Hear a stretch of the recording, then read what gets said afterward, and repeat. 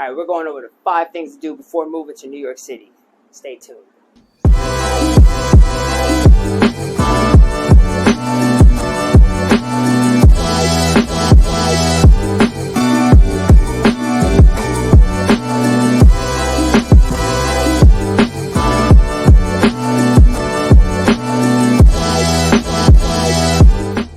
What's up? This is NYC Real Estate P, and I'm the real estate agent here in New York City and Long Island. And this is the channel where we talk about all things real estate related for New York City and Long Island. And in today's video, we're going to go over the 5 things to do before moving to New York City. All right, let's get started. And by the way, I'm going to save number 1 for last, so I'm going to start with number 2, okay? Number 2 is the custom search, which means your agent should come up with a custom search. Now, if I'm your agent, basically, I'm going to go based off of our initial conversation, which is getting to know each other, mainly getting to know who you are and what it is that you need, how big of a living space you're looking for, how many bedrooms you may need. Do you want to be in Manhattan? Do you want to be in Brooklyn? Do you want to be in Queens? I'm going to find out where you're going to work at, right? I want to figure out what's the best mode of transportation for you. Are you going to be using public transportation? Do you want to drive? Do you want to be inconvenienced by parking depending upon where you work and where you live? We're going to figure all that out. All right. You may want a townhouse. You may want a condo. You may want a house. You may want a backyard. All that's going to matter. And I'm going to create a custom search for you so that you can have the perfect dream home moving into 2022. Okay. So while I'm working on that custom search, you're going to have to do is speak to a lender. Okay. Now, this is going to require possibly shopping around for your lender first. All right. Whether that's the bank you already do business with, or maybe it's a lender that I recommended to you.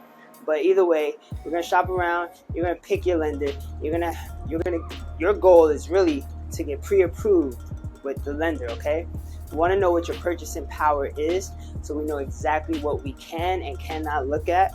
We also want to make sure that you're pre-approved in a timely manner, so that when we go out and see these homes, you're not gonna have any time delays. You're not gonna have any reasons for not getting a home, because you're ready to go. You're ready to put in an offer and you're ready to get an offer accepted. Okay, so the goal is to get pre-approved when speaking to these lenders. So this is going to be the best part about real estate, at least for your experience, which is the property tours. And that's where we're going to communicate. We're going to pick a time, whether in person or virtually. When can you see properties? Okay, this is your opportunity to see all the details of the properties that we're going to be interested in. All right, and these are the properties that we've chosen from your custom search. So again, whether it's in person or virtual, you're going to get to see the property, what it comes with, and then that also is going to give you an opportunity, especially if you see it in person, to see what the neighborhood is like, to see what's in the neighborhood, what kind of stores, what kind of people, what kind of schools, how the traffic conditions are, how the parking conditions are, because this is New York City. So property tours is going to be the most fun you probably have during this whole process. It could even be stressful. You may see a bunch of homes you don't like, and you may see a bunch of homes you do like. If you want to buy 5 homes at once, hey, let's do it. All right. Now this is number 5, and hopefully you made it this far to the buying process. All right. The buying process basically starts once we get an offer accepted on a home. Okay. So from there, this is when we're going to do an inspection. Now there are cases where we waive the inspection. I never really suggested you skip an inspection. However, in certain negotiations, it does come up. So you may have heard about people waiving their inspections. That's a conversation we can have at that moment.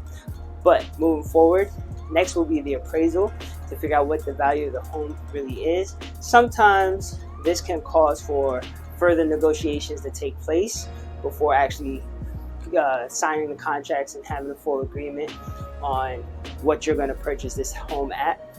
However, moving forward, then you'll meet with your attorney and you're going to sign the contract saying that you're agreeing to purchase this home and the seller is agreeing to sell you this home.